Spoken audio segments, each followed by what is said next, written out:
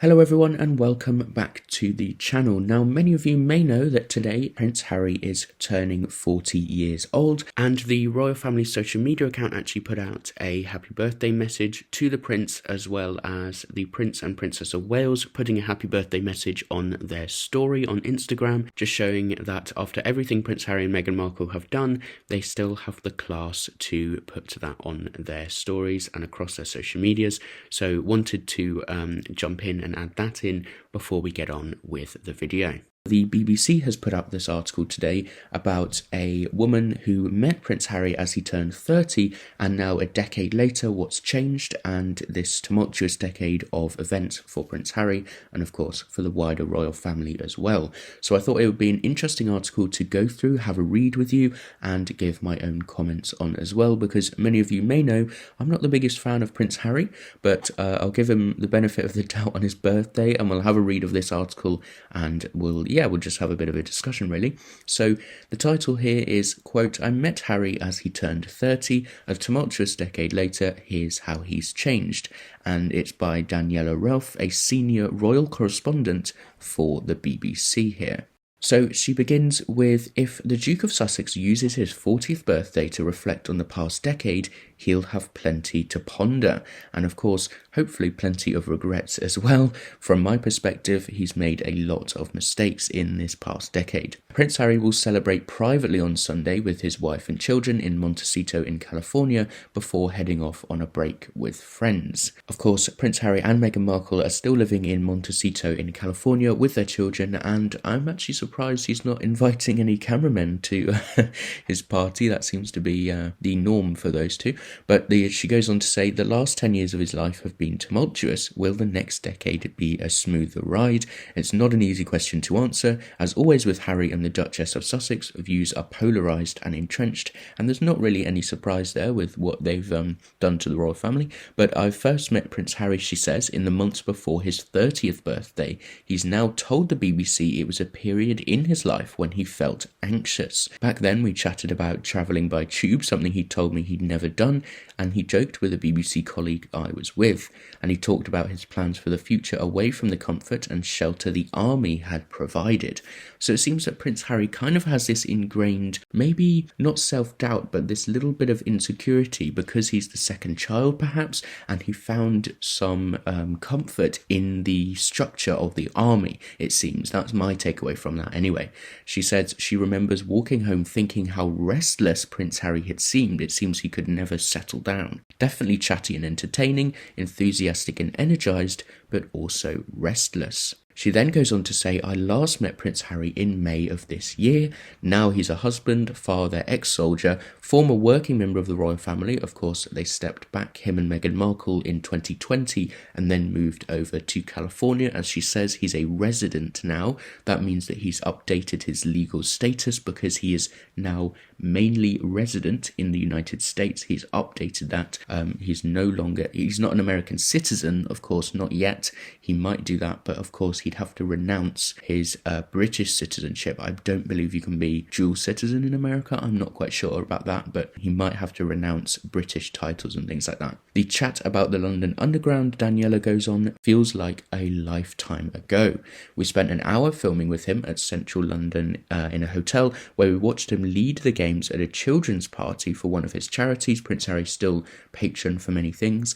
He couldn't resist joining in and was an impressive winner of the Who Could Eat a Strawberry Lace the Fastest competition. In many ways we were watching the Harry of old. He was informal and fun. He mucked in and chatted to just about everyone. And who's betting Meghan Markle wasn't at this event and the real Harry could be revealed? In the noise of leaving royal life behind, this version of Prince Harry at least hasn't been on show as often. In recent weeks there have been suggestions that we might see a bit more of Prince Harry in the UK, that he was feeling the pull of his former home and reaching out to old friends who he'd previously worked with about spending more time here.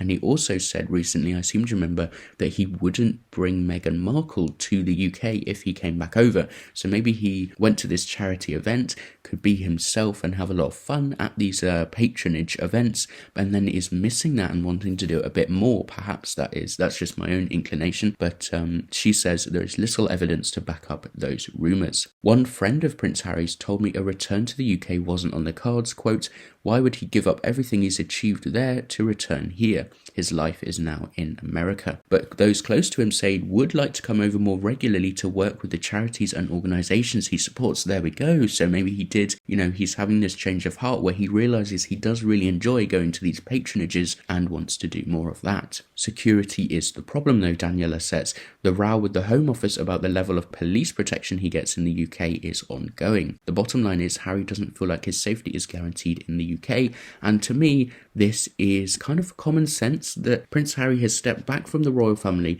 moved over to America for years, and is now expecting the same level of security, taxpayer funded security by the way, that the royal family working royals get. So I don't really get that. Obviously, as he's stepped back from the royal family, I know he's still a royal family member, but he's not an active working royal, so obviously he's not going to be afforded the same rights of security as them. It just seems like common sense to me, but anyway, she goes on to say when he was here earlier in the year, he was offered a place to stay at a royal residence in London, but he turned it down, believing his royal location would become public knowledge, attract media attention, and make his movements around London difficult and risky, which I'm not too sure of, but she says he stayed under the radar instead, based with his team in a London hotel. But I don't know how much this would have attracted that much media attention, because people knew he was coming over to the UK anyway, and that doesn't make too much sense to me, but perhaps he just wanted to be a bit of a martyr. The physical distance between the prince and some of the organisations he works with has meant relationships has changed, and we see him doing a lot of virtual call-ins over Zoom and things like that to events. But Harry's team from his Archewell Foundation, which is of course the foundation that is set up by him and Meghan Markle, and many of the projects that I talked to, said the prince was an active and engaged partner, even if he was thousands of miles away. Later this month, he'll be in New York working with a number of organisations, including the Halo Trust, which helps clear landmines and rebuild communities in areas of conflict. And of course, after the Russian invasion of Ukraine, here she says, in 2022, the Halo Trust set up a call between Harry and some of the organisation's staff in Donbass in eastern Ukraine, which is that whole area that Russia wants to conquer in eastern Ukraine, saying, quote, "This wasn't a quick, how are you doing, thinking of you, it was a long conversation and it really meant a lot to them," says Louise Vaughan from the Halo Trust.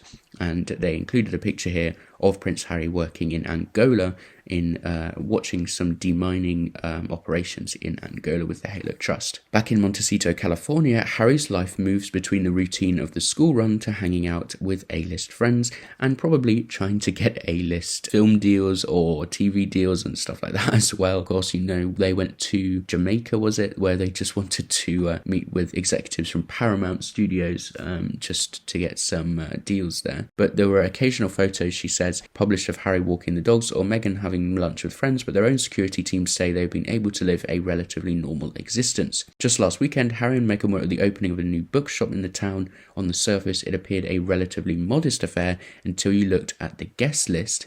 Oprah Winfrey, Ellen DeGeneres and her wife Portia were there too, which is a pretty hellish guest list if you ask me, but never mind. The Montecito Circle is exclusive, discreet and rich. And actually, if I skip back to this Ellen DeGeneres thing, didn't she have allegations of bullying her staff? And if she's good friends with Meghan Markle, who is also alleged to have been quite bullying to her staff, then that perhaps is not a coincidence, but take that with a pinch of salt. Anyway, the Montecito Circle, as I said, is exclusive, discreet and rich. It's provided a lavish refuge for Harry and Meghan and given them a degree of protection from the public spotlight. But the Duke needs to continue making money. Maintaining their home and security detail isn't cheap. And of course, even though the Spotify deal has fallen through and other contracts have ended, the deal with Netflix still remains in place, although they haven't said that they are going to renew it. I think it ends in 2025 or 6. But anyway, in December comes Polo, which is a series looking at Prince Harry's elite polo sport, loved by the royals, and Harry is the executive producer of that. And in just a few weeks, the paperback version of Harry's memoir Spare will be published. After the hardback sold a lot of copies, Prince Harry, of course, spilling what he sees as spilling the beans on the royal family, but of course was highly controversial and highly disrespectful from my opinion, just spilling basically a load of BS about the royal family. And unusually for a memoir of this kind, they say the new paperback won't have any updates or additional chapters. There'll be no take on the coronation, which the prince actually attended, and no insight into how difficult it's been with his father and Catherine, unwell with cancer diagnoses. And the BBC article here is suggesting possibly, is this an olive branch from Prince Harry? Not that the royal family should have any obligation to accept an olive branch from Prince Harry. He's probably got many regrets, but a recognition that the bombshells revealed in the first version of Spare caused so much damage that to say anything else after a challenging few months for the royal family would be unpalatable. So rather than an olive branch, I would say that this is bare minimum. The state of the relationship between Prince Harry and the royal family still fascinates many, and there's some evidence on the smallest of shifts in family relations, according to Daniela Relph. News of the king's cancer diagnosis brought Harry straight back to the UK to see his father in February, very briefly, before the king flew off to Sandringham, and he was here in the UK for only 24 hours and only spent about half an hour with the king, a strangely short visit that many found hard to understand. But the fact that Harry flew over and the king made time to see him suggested there was potential for a fix in the fractured relationship, according to Daniela. It's a different story for now with his brother, Prince William, and no doubt I am completely on Prince William's side here.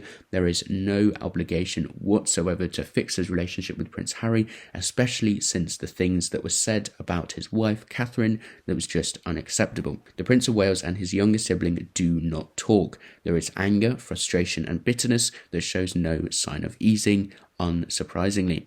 Harry's TV interviews, book and public criticism of the royal family has been too much for his older brother and several other senior royals, including apparently Princess Anne. And if there's anything I've learned from researching the royal family, the way I have done in the past kind of year, you do not mess with Princess Anne. I just can't see a fix, said a source who'd worked with William and Harry. It's been a long time now and they haven't found a peace. Their lives are now very separate. It's sad. And when you do look back at some of the older pictures of Prince Harry and Prince William, it is quite sad to see that their relationship has degraded. But of course, it is not on Prince William. This is a very valid response to what Harry and Meghan have done. As he reaches a milestone birthday, coming to the end of the article here, mending his broken family relationships will be complicated and slow. Some bonds feel like they could be beyond repair. Prince Harry has made some life-changing choices and mistakes, I would correct that too, over the past decade.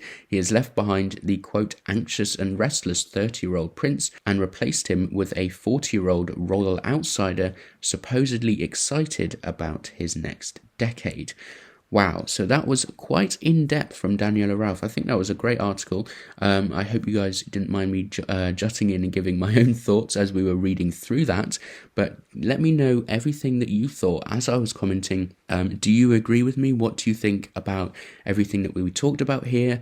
Prince Harry possibly extending an olive branch, how he seems less restless and less anxious now. Do you think he made more mistakes in the past year than he did good choices? What do you think about the whole Meghan Markle? Meghan Markle wasn't mentioned much in this article, but what do you think about that whole situation with her? Because of course that's still very polarizing. But yes, get your comments in down below. Thank you very much for making it all the way to the end and sticking with me for this article. Hope you enjoyed it. Hope you found it interesting, because I sure did when I was skimming over, and to go into it in a bit more detail with you guys was great. But as always, give me a like and subscribe if you enjoyed this video, and I will see you in the next one.